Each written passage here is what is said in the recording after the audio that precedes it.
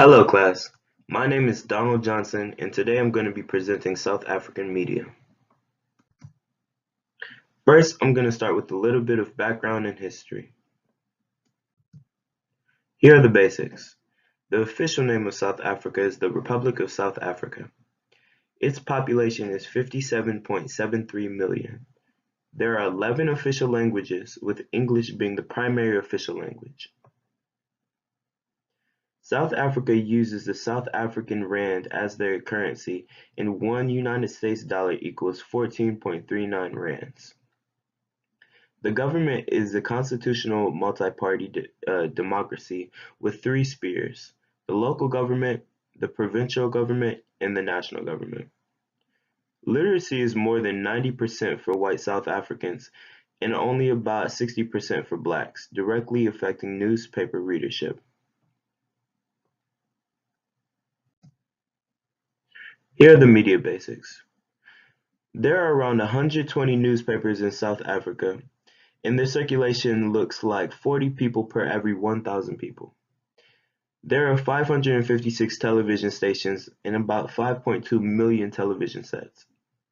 About 390,000 people are satellite subscribers, which relates to about 8.9 subscribers for every 1,000 South Africans.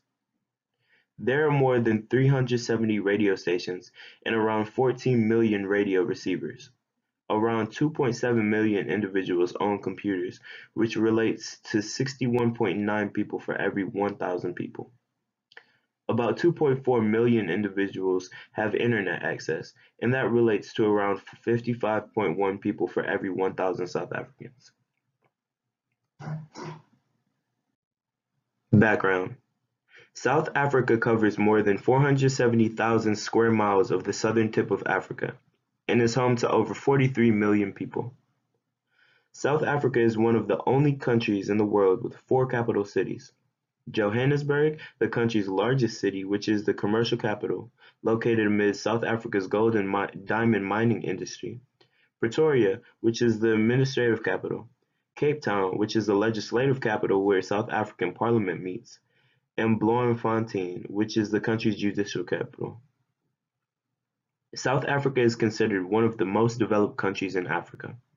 South Africa was controlled by colonials for much of its history. Apartheid and separate racial treatment have greatly affected South African development and media. For much of recent history, white South Africans have dominated political, economic, and military structures. Population is 75% black, 14% white, and 11% Asian and other races.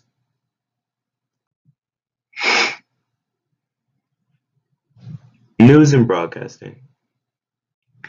South Africa is different from other countries in Africa because of its long tradition of newspaper journalism that dates back to when colonials arrived at the Cape of Good Hope. South Africa and Nigeria are the only two African countries with histories of having competing newspapers under multiple ownerships. Almost all South African newspapers are published in either English or Afrikaans. English newspapers generally tend to be more influential and are read by more people. The South African Broadcasting Corporation, or SABC, is a national radio network comprised by 18 radio stations that is owned by the state, 15 of which are dedicated specifically to public service broadcasting that includes programming in each of the 11 official languages and cultural services for different ethnic groups residing in South Africa to ensure that SABC reaches to those who are fluent in many of the country's non-white languages. Under apartheid, the media operated under strict censorship regulations that made it almost impossible to publish any information without authorization from the government, especially when it came to political issues or issues of national security. Newspapers also prevented publishing the names of anti-apartheid leaders like Nelson Mandela. At the end of apartheid, South Africa developed a new constitution that served to protect freedom of expression and the press, which moved the country from having one of the most oppressive media systems in the world to one where the media could publish almost anything without fear of backlash from the government. There are more than 5,000 newspapers, journals, and periodicals produced regularly, with almost all of them using the most modern equipment and technology. The Johannesburg Star is an English-language daily paper that has circulation in the 200 to 250,000 range. This makes it one of the best circulating newspapers in sub-Saharan Africa and is one of the country's largest and most influential papers. Sowetan is an English-language black newspaper that circulates primarily in Soweto, which is a Johannesburg township. The paper was established in 1981 and has a daily circulation in the 200 to 250,000 range as well. Most of its readers are black, but it has not been afraid to challenge the government. The Sunday Times is a weekly English-language newspaper produced in Johannesburg that has a circulation in the 450 to 500,000 range. It is the largest and most influential weekly paper in South Africa and the largest Sunday paper in sub-Saharan Africa. Beeld is a daily Afrikaans language paper published in Johannesburg, and Die Burger is a daily Afrikaans paper published in Cape Town. Both have daily circulations in the 100 to 125,000 range and are the two largest and most influential Afrikaans papers in the country.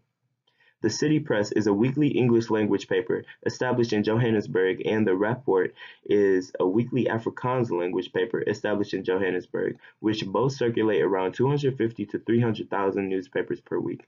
They are very influential papers among Afrikaners.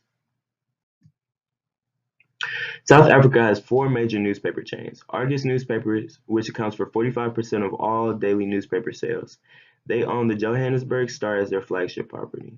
Then Times Media is next in terms of size and influence and is the country's second largest English language newspaper chain, which owns the Sunday Times. National Pers is an Afrikaans language chain which owns Beeld, Die Burger, 50% of Rapport, and City Press, which is a large Sunday paper that targets black readers. Perscore is the second largest Afrikaans chain that owns 50% of Rapport and The Citizen, which is an English-language paper that is very politically conservative. The Publications Act of 1974 gave the South African government the power to censor movies, plays, books, and other entertainment programs, along with the right to decide all that South Africans could and could not view. Media critical of apartheid and racial discrimination were routinely barred. The new constitution did away with all of these censorships, which opened the country up to all types of new media. The government has left it up to the public to decide what it wants to see or read. So far, South Africa has stayed away from the problem of presidents and their governments taking over the media to use them as propaganda agencies, and has resisted the temptation to interfere with SABC television and radio programming. The government has instituted the South African Press Association, or SAPA, as the country's domestic news agency. SAPA transmits about 100,000 words of domestic and foreign news to its members daily. American, British, French, and German news networks all operate in South Africa. SAPA also cooperated with the Pan-African News Agency, which distributes news all over Africa to South Africa and also sends out South African stories to the rest of the continent. Laws from the apartheid era that controlled and intimidated journalists have disappeared. Foreign journalists and media are now freely welcomed. They are also able, without licensing or accreditation, to roam freely around the country and conduct interviews. Radio and television remain the main source of news and information in South Africa. Radio started in the country in 1923 and has spread through the country since. Over time, radio was used as an instrument for propaganda to force South Africans to accept apartheid. Groups opposed to apartheid could not be mentioned except derogatorily on South African radio. This greatly affected the SABC, and the government had great control over the media in this way. Radio stations reach virtually every corner of the country today, and South African radio attempts to cater to the various interests of its diverse population. They are broadcast in many different languages, and South Africa is one of the few African countries to allow privately owned commercial radio broadcasts. Television came late to South Africa due to the government's fears about what was seen as corrupting influences.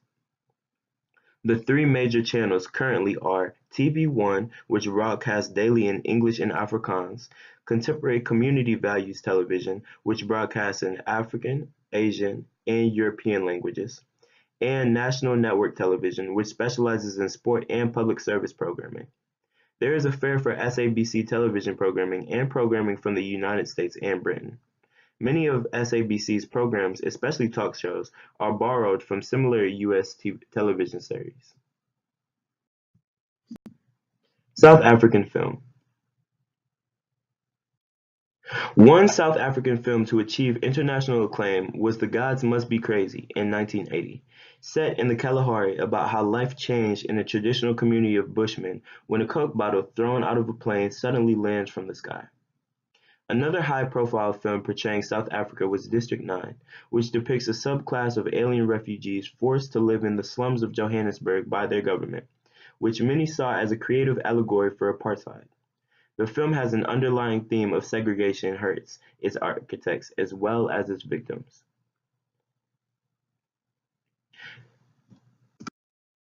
U.S. films with South African locations include District 9, Avengers: Age of Ultron, The Dark Tower, Tomb Raider: The Kissing Booth, and Maze Runner: The Death Cure. Conclusion: South Africa has come a long way since apartheid and censorship laws, and their new constitution guarantees freedom of expression and of the media that will help to ensure free thinking in the future. Journalists now operate in a country where they are free to criticize the government and even make fun of political leaders without the prospect of prison or hefty fines. This has allowed the country to emerge from their media being heavily regulated to being one of the freest and most democratic countries in the world. Content is also starting to become more down to earth and focused on local interests with greater accessibility and accommodations to a broader spectrum of people. Increase in literacy, less political repression, better infrastructure, and higher domestic incomes have all helped to make media boom in South Africa, along with an increasing amount of people with cell phones and internet access. With these great changes in development, South Africa is continuing to technologically evolve with modern times and also establish itself as one of Africa's most developed countries. Thanks for listening.